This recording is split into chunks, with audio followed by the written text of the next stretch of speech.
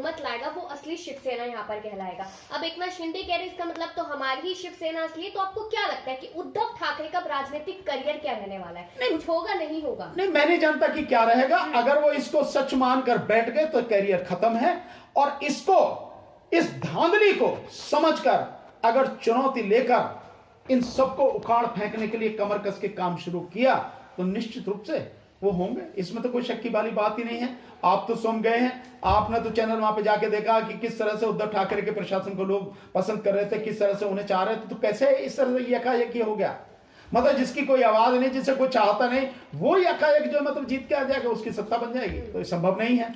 तो ये अब उद्धव ठाकरे जी को सोचना है कि भाई किस तरह से, मैंने अभी जो कहा कि बिल्कुल उनको मिट्टी में मिलाने के लिए सब कुछ वेल प्लान्ड स्क्रिप्ट है, उसके तहत ये किया गया। तो उसको खत्म करने के लिए ये सारे काम करने पड़ेंगे, लड़ना पड़ेगा, संघर्ष करना पड़ेगा जमीन पे आकर, और मोदी को और इलेक्शन कमीशन को पूरी तरह से टारगेट करके लड़ना पड़ेगा, तभी कुछ बचेगा, नहीं तो नहीं बचेगा। लेकिन यहाँ पर अगर देखा जाए तो आपने शुरुआती सवाल के जवाब में कहा कि धांधली, गड़बड़ी, इस तरीके के शब्दों का आपने इस्तेमाल किया। धांधली और गड़बड़ी क्या महाराष्ट्र में ही हुई, वायनाड और झारखंड में नहीं?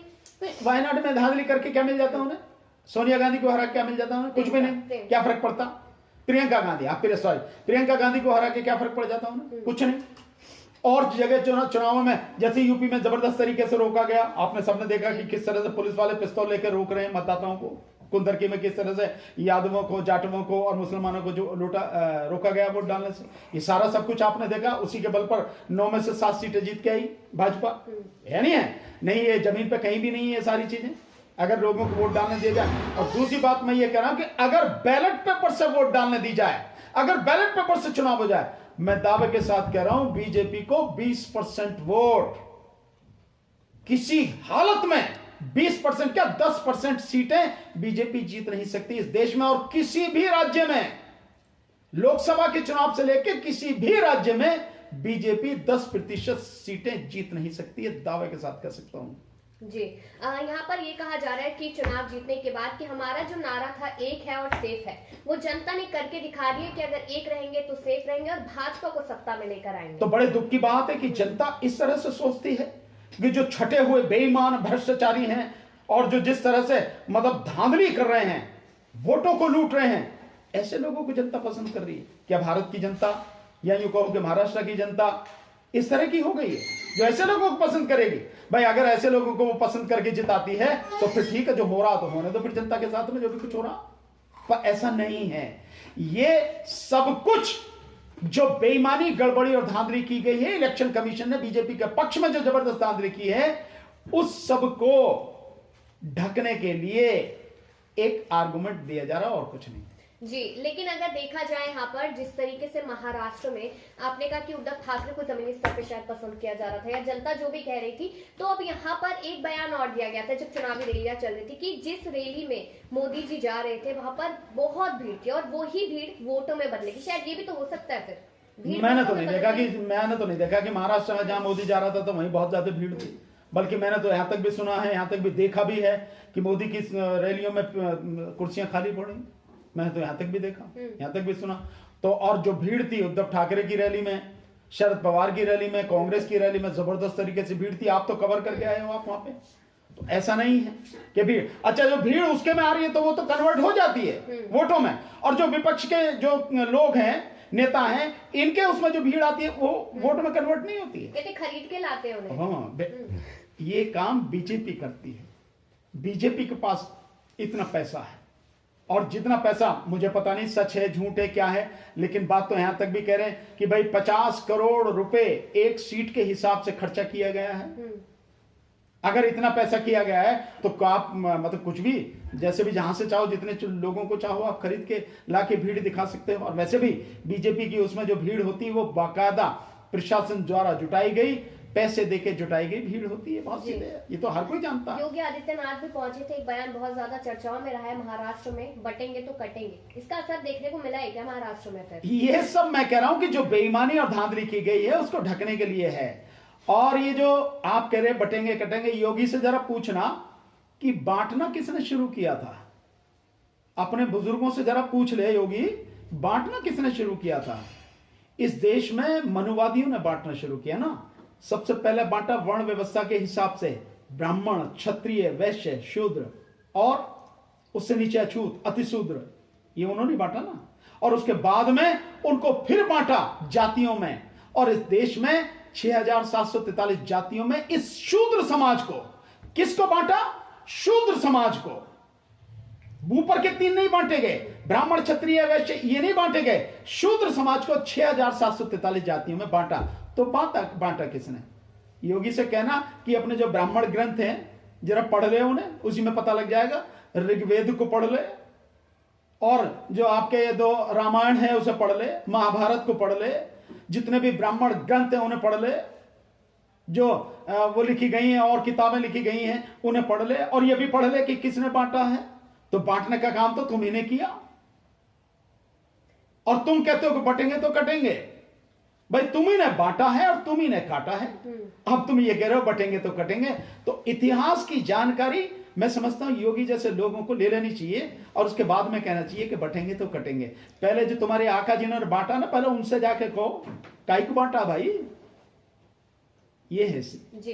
तो यही बात है यहाँ पर कि अब विपक्ष, महाराष्ट्र की सरकार जो नहीं है, यानी कि पूरा विपक्ष अब क्या करेगा, क्या अगला कदम यहाँ पर उनका रहेगा? मुझे पता नहीं क्या करेगा। कुछ करना चाहिए, चद्दर तान के सोएगा, या केवल जो जातिगत जनगणना की बात करेगा और कुछ करेगा।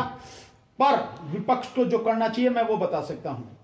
जिस तरह से लोकसभा चुनाव से लेकर अब तक जो धांधली हुई है, विपक्ष को पूरा इकट्ठा होकर पूरी मजबूती के साथ जबरदस्त तरीके से सड़क पर जन आंदोलन खड़ा करना चाहिए, लड़ना चाहिए। लड़ेगा तो विपक्ष बचेगा, नहीं तो साफ हो जाएगा विपक्ष।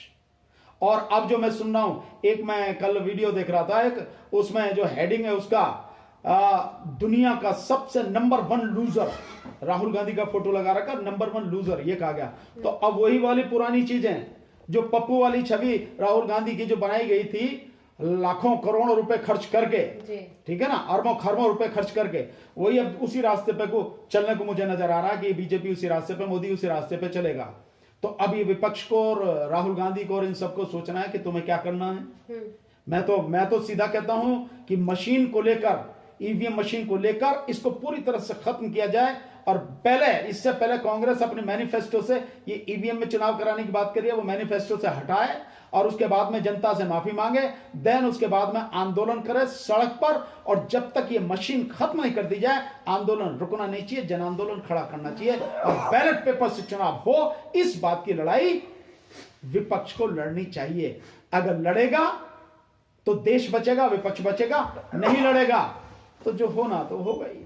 तो मतलब कि भाजपा फिर राज करेगी अगर ऐसा नहीं होता है? हाँ, निश्चित रूप से अगर वो नहीं करेंगे तो भाजपा राज करेगी, उसमें क्या शक है। वो तो वो सारी सीधी बात है भाई। अगर आप उससे लड़ नहीं सकते, उससे लड़के हरा नहीं सकते, हटा नहीं सकते, उखाड़ के नहीं फेंक सकते, तो फिर क्या है? फिर तो वो राज करेगी। तो फिर आप पिटते रहो, आप जो मन में आए कहते रहो, वो जो करना है वो करते रहेंगे।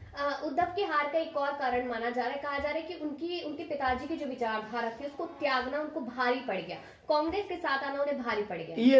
ये मैंने फिर बताया ना कि जो बेईमानी, धांधली और गड़बड़ी की गई इलेक्शन कमीशन के माध्यम से, जो लूट मचाई गई, क्या करने वाले हैं ये सब, उस सब को ढकने के लिए, यानी जो गुनाह इन्होंने किए हैं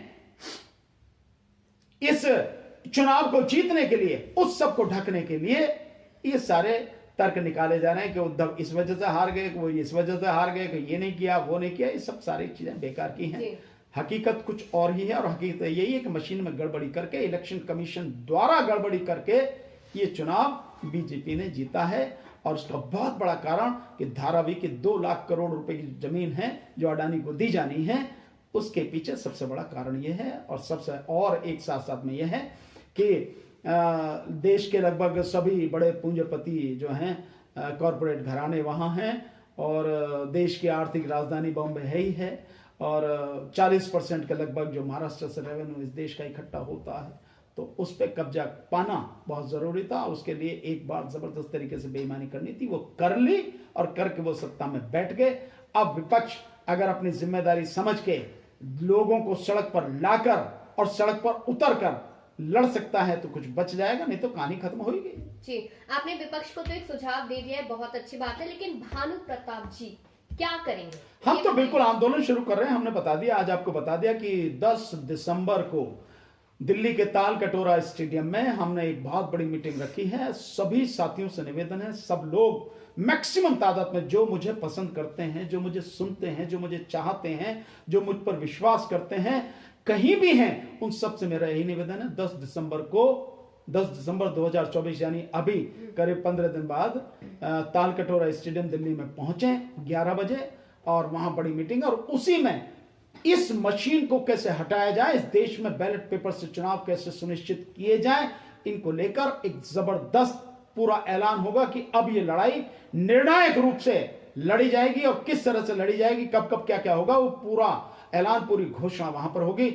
मैं चाहता हूं अधिक से अधिक लोग वहां पहुंचे, तो ताकि हमें भी ये रहे कि लोग भी साथ देना चाहते हैं। सिर्फ फेसबुक पे, ट्विटर पे, व्हाट्सएप पे हाँ बढ़िया बढ़िया कर रहे हो, ये सब करके घर में ना बैठे, सड़क पे आए, साथ आए। तो इस लड़ाई को निर्णायक रूप से लड़ेंगे, इस मशीन को, ईवीएम को खत्म करेंगे, और बैलेट पेपर से चुनाव हो ये सुनिश्चित करेंगे, और बीजेपी नाम की गंदगी और मोदी नाम की गंदगी जो इस देश से साफ हो, इसके लिए काम करेंगे।